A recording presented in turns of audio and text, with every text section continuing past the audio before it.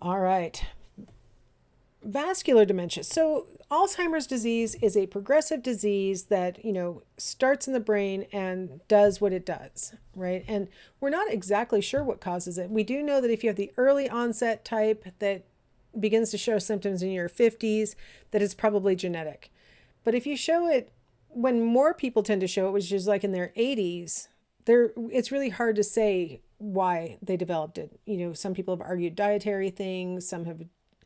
I just read another article yesterday that's implicating sugar consumption with the development of Alzheimer's. I'm in trouble then because I've got a sweet tooth like nobody's business. But so there are a bunch of things that have been looked at. Cooking with aluminum pans has been looked at. There's a bunch of things that have been looked at. But they really don't know what causes it. With vascular dementia, we know that it is something having to do with the vascular system. Multi-Infarct Dementia is the full name for the type of dementia that you get from vascular causes.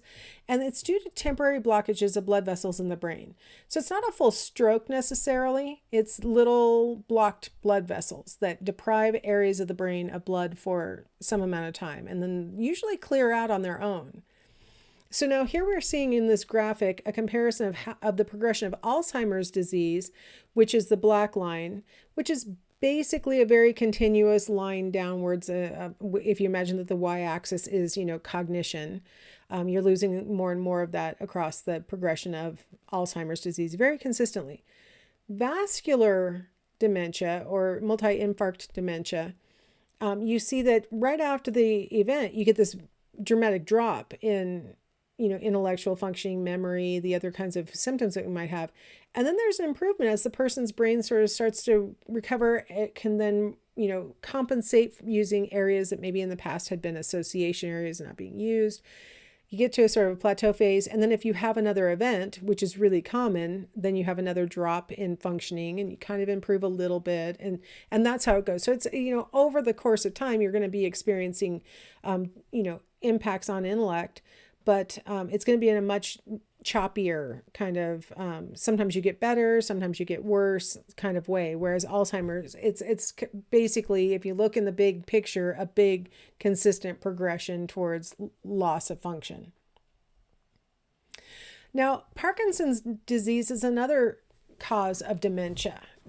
Parkinson's disease has a set of really physical symptoms that are really clear.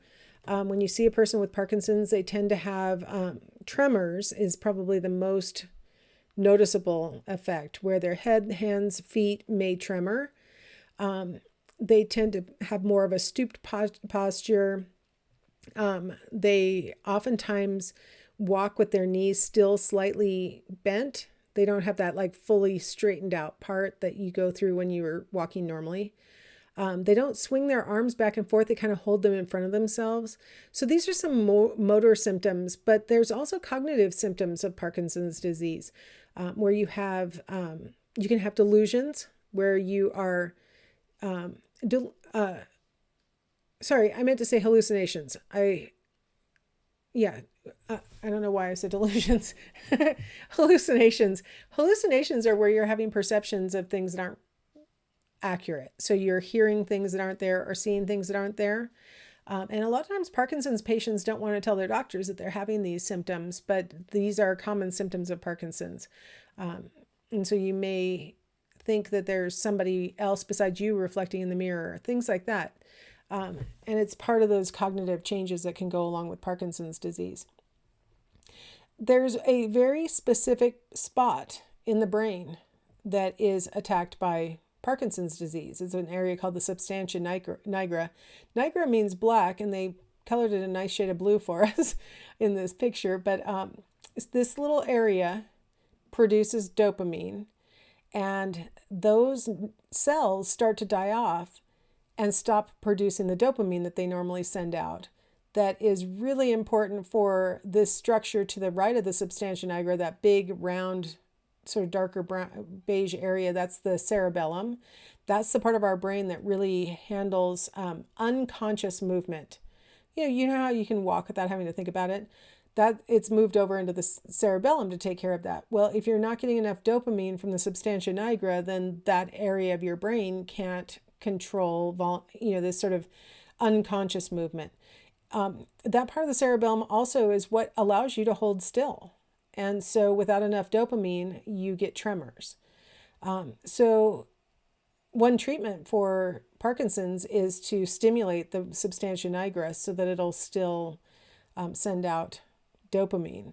There's a little brain implant that you can get. I don't know if you know who Michael J. Fox is, but he had really early onset Parkinson's disease.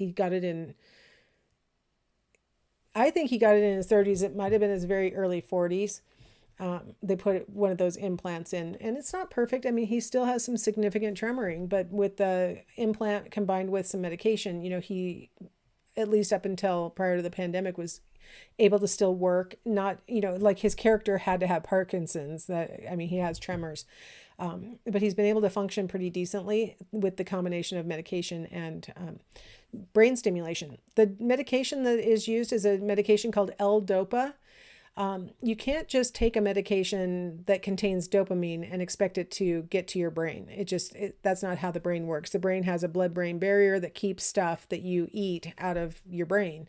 And so they discovered L-Dopa is a precursor to dopamine. And if you take it, it causes your brain to respond by producing its own dopamine. So it helps. It's not perfect, but it helps. They actually accidentally discovered L-Dopa works for Parkinson's when there was this really crazy rash of people who developed a sort of sleeping sickness that caused them to go into a catatonic state. And L-Dopa is what woke them back up. There's actually a movie from the 80s called Awakenings, if you ever want to see it. It's a really interesting take on these people who went into this sort of catatonic state and nobody knew for what reason. And then this magical L-Dopa brought them back out. And then they realized L-Dopa would work for Parkinson's patients as well. All right. I think that covers enough stuff that can really undermine our cognitions in older life. I will see you next in our discussion of socio-psychological changes in adulthood, late adulthood. See you then.